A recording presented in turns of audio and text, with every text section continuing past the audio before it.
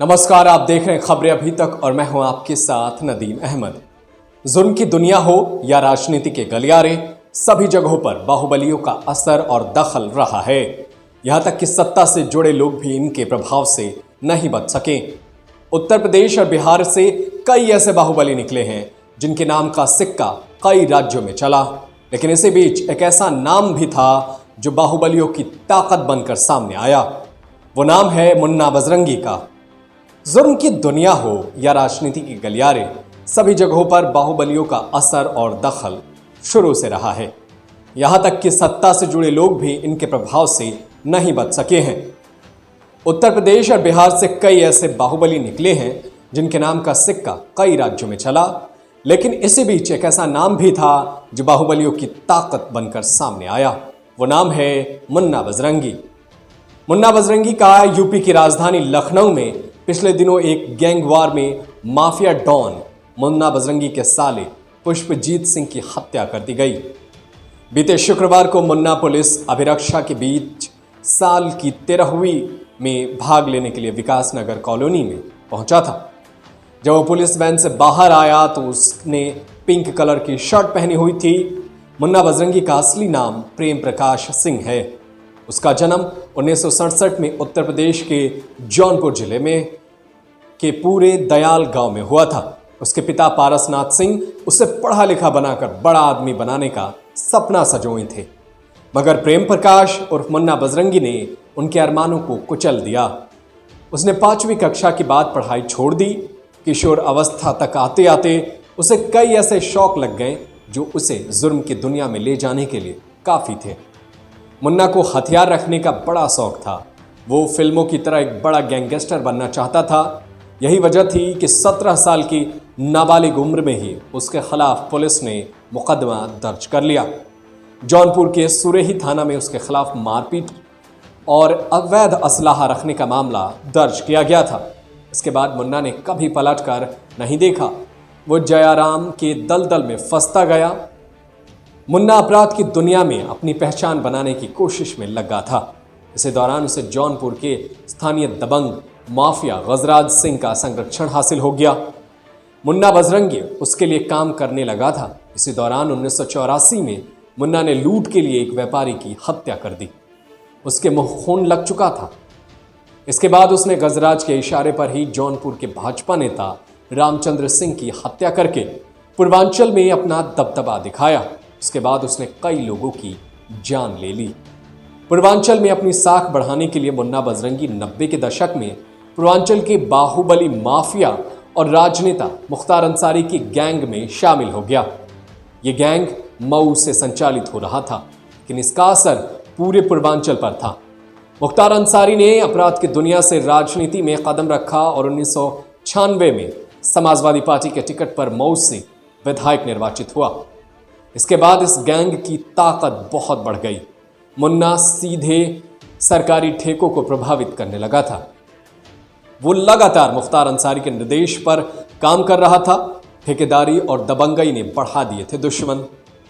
पूर्वांचल में सरकारी ठेकों और वसूली के कारोबार पर मुख्तार अंसारी का कब्जा था, लेकिन इसी दौरान तेजी से उभरते बीजेपी के विधायक कृष्ण नंदन राय उनके लिए चुनौती बन गए।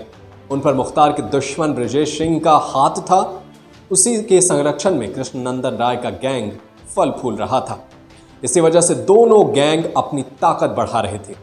इनके संबंध अंडरवर्ल्ड के साथ भी जुड़ गए थे। कृष्ण नंदन राय का बढ़ता प्रभाव मुख्तार को रास नहीं आया। उन्होंने कृष्ण राय को खत्म करने की जिम्मेदारी मुन्ना बजरंगी को सौंप दी। मुख्तार से फरमान मिल जाने के बाद मुन्ना बजरंगी ने भाजपा विधायक कृष्ण नंदन राय को खत्म करने की साजिश रची और उसी के चलते 19 नवंबर 2005 को माफिया डॉन मुख्तार अंसारी के कहने पर मुन्ना बजरंगी ने कृष्ण नंदन राय को दिन दहाड़े मौत की नींद सुला दिया। उसने अपने साथियों के साथ मिलकर लखनऊ हाईवे पर कृष्ण नंदन राय की 2 गाड़ियों पर AK-47 से 400 गोलियां बरसाई थी। इस हमले में गाजीपुर विधायक कृष्ण नंदन राय के अलावा उनके साथ चल रहे 6 अन्य लोग भी मारे गए थे। पोस्टमार्टम के दौरान हर मृतक के शरीर से 60 से 100 गोली तक बरामद की गई थी। इस हत्याकांड में सूबे के सियासी हलकों में हलचल मचा दी। हर कोई मुन्ना बजरंगी के नाम से खौफ खाने लगा। इस हत्या को अंजाम देने के बाद वो मोस्ट वांटेड बन गया था। भाजपा विधायक की हत्या के अलावा कई मामलों में उत्तर प्रदेश पुलिस, एसटीएफ और सीबीआई को मुन्ना बजरंगी की तलाश थी, इसलिए उस पर 7 लाख रुपए का इनाम भी घोषित किया गया। उस पर हत्या, अपहरण, वसूली के कई मामलों में शामिल होने के आरोप है। वो लगातार अपनी लोकेशन बदलता रहा। पुलिस का दबाव भी बढ़ता जा रहा था। यूपी पुलिस और एसटीएफ लगातार मुन्ना बजरंगी को तलाश कर रही थी। उसका यूपी और बिहार में रह पाना मुश्किल हो गया था। दिल्ली में भी उसके लिए सुरक्षित नहीं था, इसलिए मुन्ना भागकर मुंबई चला गया। उसने एक लंबे अरसा वहीं गुजारा। इस दौरान उसका कई बार विदेश जाना भी होता रहा। उसके अंडरवर्ल्ड के लोगों से रिश्ते भी मजबूत होते जा रहे थे। वो मुंबई से ही फोन पर अपने लोगों को दिशा निर्देश दे रहा था।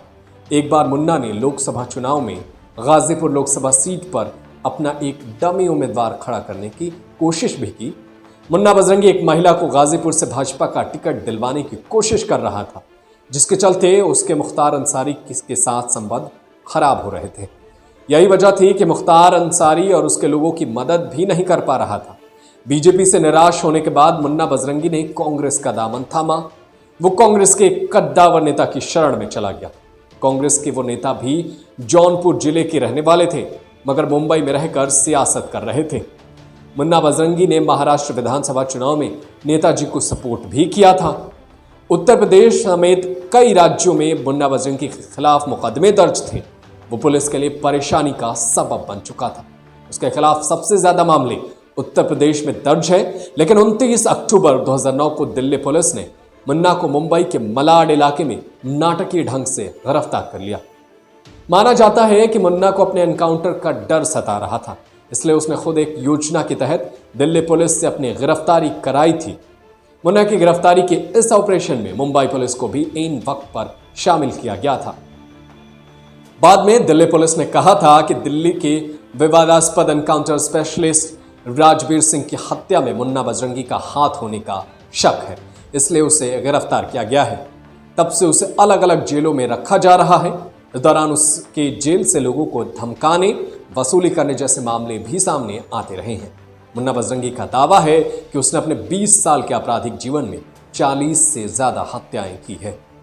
तो ये था मुन्ना बजरंगी की जिंदगी का इतिहास, जिसने अब तक अपने ही दम पर पूरे पूर्वांचल को दहशत की आग में झोंकता रहा। क्या सोचते हैं आप इस खबर के बारे में? आप हमें कमेंट करके ज़रूर बताएं। देश और दुनिया की तमाम बड़ी खबरों को देखने के लिए, पढ़ने के लिए आप बने रहिए। Subscribe to our YouTube channel and press the bell icon to get the latest updates.